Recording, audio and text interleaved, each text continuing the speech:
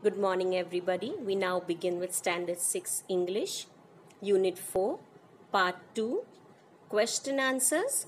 And the name of your lesson is An Indian American Woman in Space, Kalpana Chawla.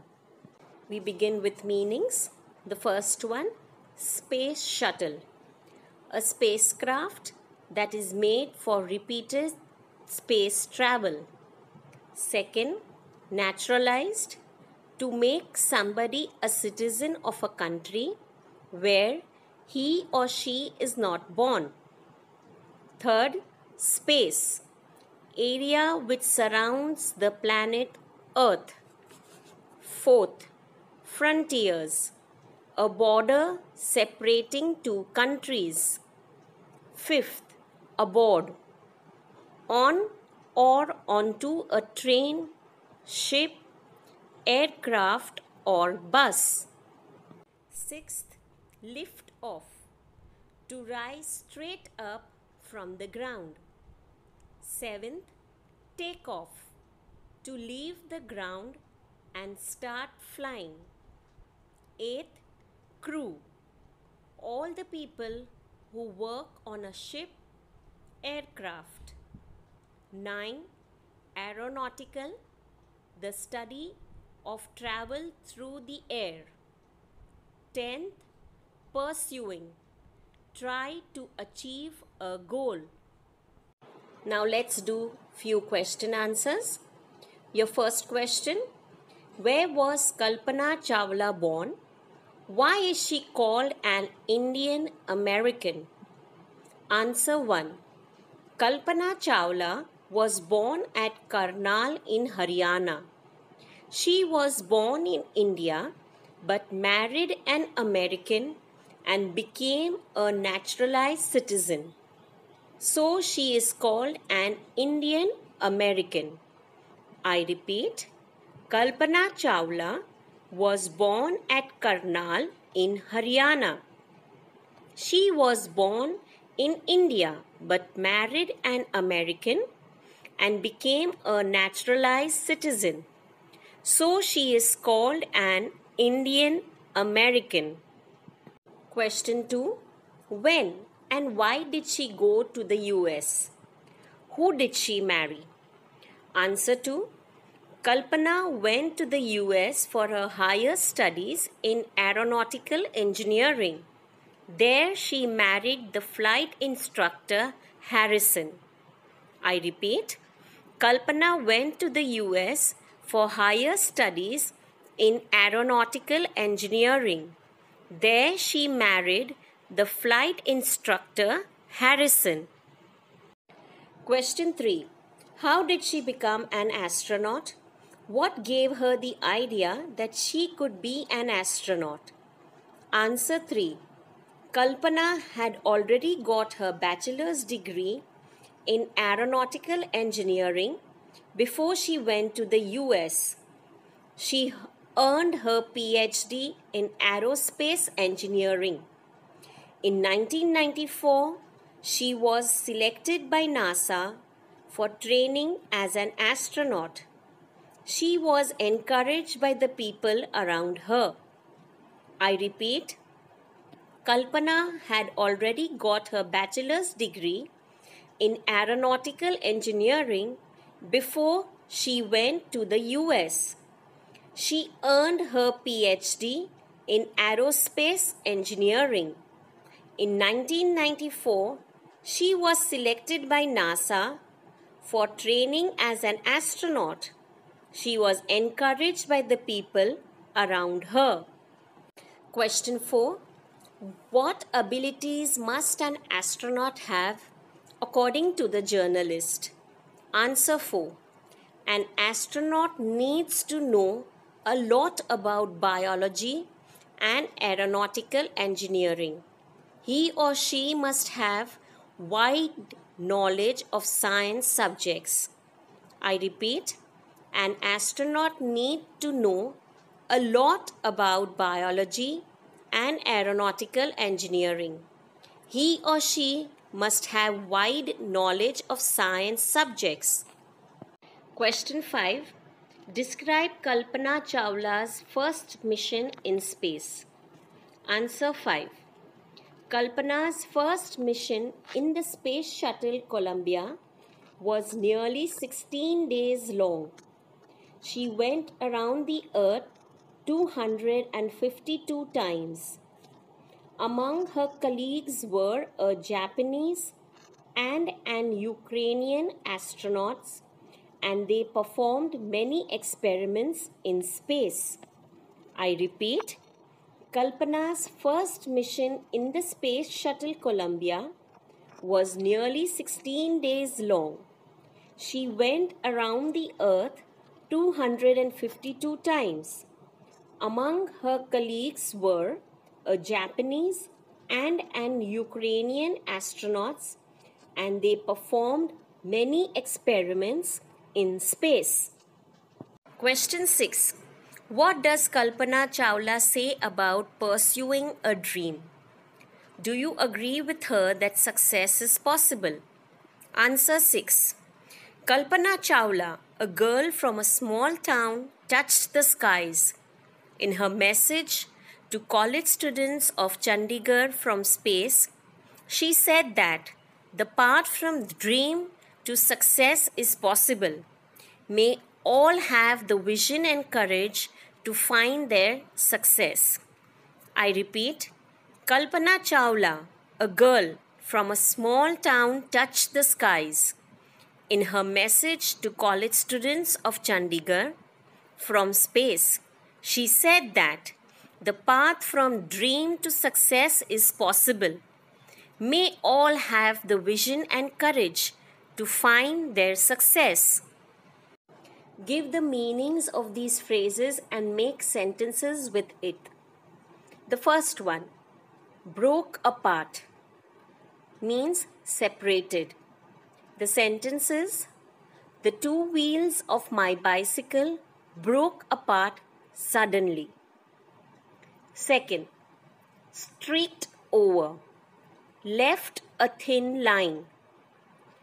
The jet plane streaked over our house high up in the sky.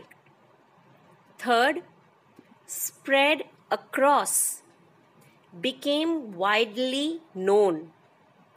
The flu spread across the whole locality.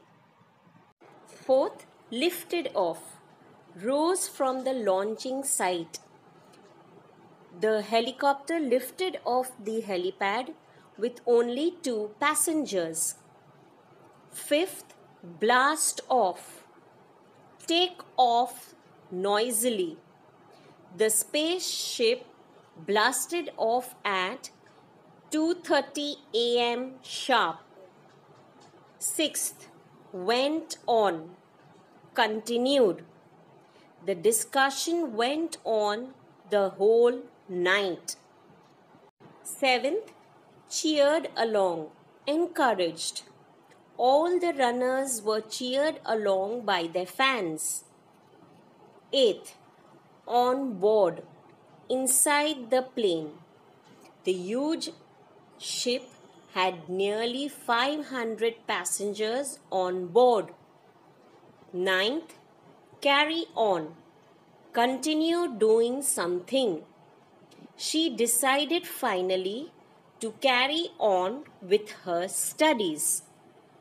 Read the newspaper report to find the following facts about the Columbia's ill-fated voyage. So at the beginning of the lesson there was a news report, and most of the information of the Columbia spacecraft was given in that report. So here are few questions whose answers we will get in that news report. And I'm sure you all know what the answers are. Let us read these questions, and I'm sure you will get those answers in your mind. Your first question is date and place of liftoff. Number of astronauts on board. Number of days it stayed in space. Number of experiments done by scientists. Date of return journey and height at which it lost contact. So all these answers we will get in that news report. So now let us write all these answers. So the date and place of lift off was 16 January 2003. The number of astronauts on board, they were 7, uh, along with Kalpana Chawla. So she was the 7th one and other 6. Number of days it stayed in space, about 16 days it stayed in space. And number of experiments that they have done, 80 experiments, 80 experiments they had done in space. The date of the return journey was 1st February 2003. And the height at which they lost contact was 200,000 feet. They were so high and they lost contact with NASA. Now we need to match the following. There are 7. We'll read each and we'll try to understand and match it with the next column. I have given alphabets in the right hand side column. I have given A, B, C, D, E, F, G. So I think so it will become more easy for us to match. So now let us read and match the following. So as you can see towards your right, I have given them alphabets A, B, C, D, E, F and G. And now towards your left, your first one is unpredicted space tragedy. So what does that mean? It matches with F. That is a sad accident of a kind that has never happened before in space. So it is said to be an unpredicted. They had never thought of it that such accident would occur of this space shuttle Columbia. So the first one matches with F. And I have written that alphabet towards the left hand side. Now the second one, certified flight instructor. Now that matches with E. A person with the correct qualification to teach people to fly planes. Then only you are called a certified. She's got a person who's got a certificate that he or she is qualified to teach other people. So the second one matches with E. The third one, space mission. Space mission matches with D. A set of jobs to be done in space by a group. A mission means a target, something that you have to do, your job that you have to do. It is called a mission. So the third one matches with D. Fourth one, super specialization. Now that matches with G, the last one. Great expertise in a limited field or a particular subject. Means you are more than you know, perfect of that subject. You are specialized in that subject. So your fourth one matches with G. Now fifth one, encyclopedic knowledge. Means that matches with B, having knowledge of a wide variety of subjects. Encyclopedic, as I told you when I was explaining, that you have the knowledge of each and everything, that what is happening, how it is happening and why it is happening. So you have the answers for everything around you. So you have an encyclopedic knowledge. So your fifth one matches with B. Your sixth, awe-inspiring. Awe-inspiring matches with A. Something that causes feelings of respect and wonder. Means it is just splendid and you have a lot of respect for that person and you are inspired by that person. So we say it is an awe-inspiring. So your sixth matches with A. And your last one, in this age, that matches with C. That is, in this age means nowadays, in these times. It means you're currently present here. We say in this age. So seventh one matches with C. Your next exercise, we add un to make opposites. Now there are certain words that when we have to make its opposite, we just need to add an un, a prefix.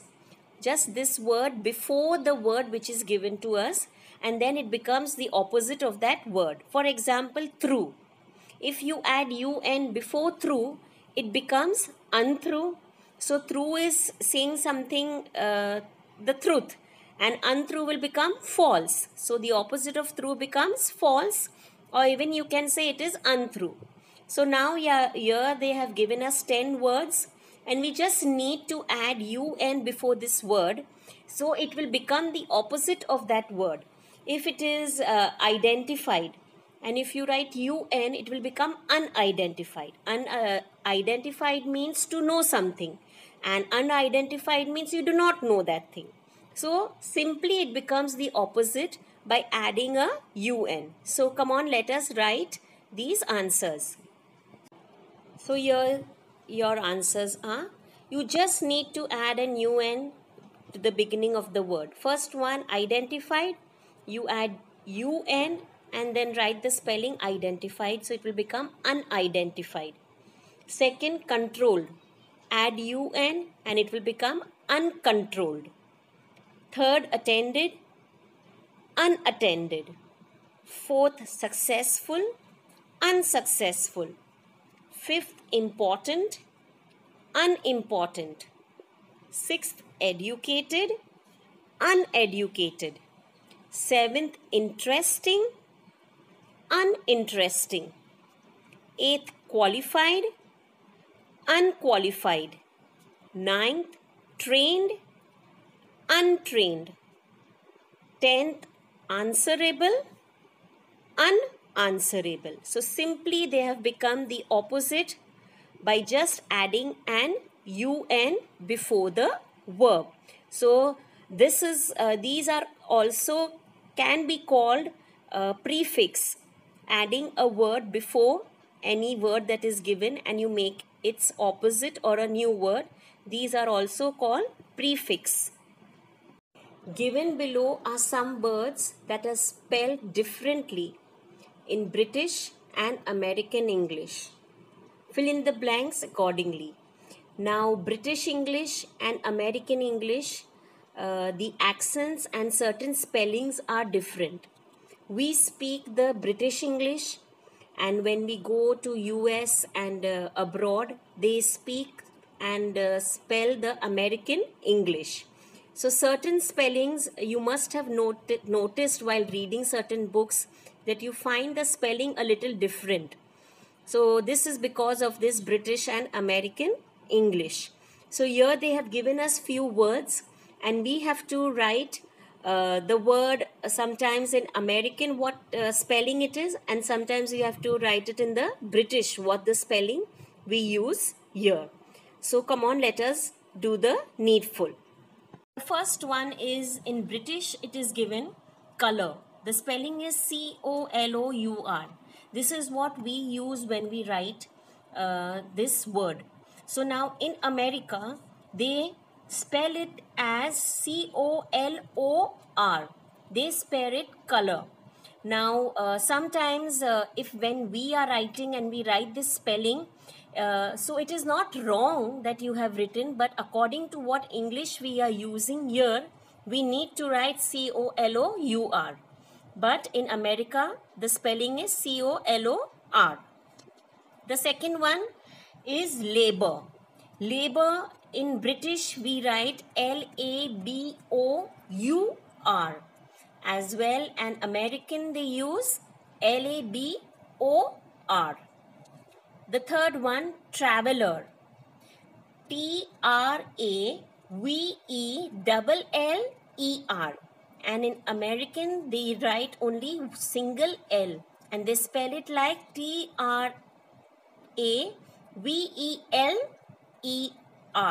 Traveler. Fourth one, counselor. Now again, we have double L. So the American has a single L. And they spell it like C-O-U-N-S-E-L-O-R.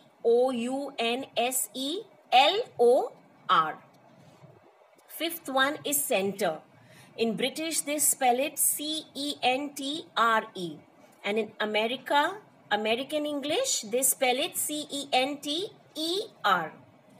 The sixth one is theatre. In British, we spell it T-H-E-A-T-R-E. And in American English, they spell T-H-E-A-T-E-R. The seventh one, organize. In British, the spelling is O-R-G-A-N-I-S-E. And in American, they use a Z. And they spell it like O-R-G-A-N-I-Z-E. So that's the difference. Eighth, realize. Again, there is an S and they use Z. In British, it is R-E-A-L-I-S-E. And in American, they use R-E-A-L-I-Z-E. The ninth one is defense. In British, it is D-E-F-E-N-C-E. And in American, it is D-E-F-E-N-S-E. And the 10th one is offense. In British, it is O-F-F-E-N-C-E. And in American, it is O-F-F-E-N-S-E. So I hope, dear students, you have understood this part. And now your homework, you need to write the meanings, the question answers, and the meanings of the phrases and the sentences in your English notebook. And all the exercises which has place in the textbook, and you can manage to write it in the textbook, so you are free to do it in the textbook. And one more thing, dear students, you need to keep learning. And remember to write neatly. So thank you and have a very nice day.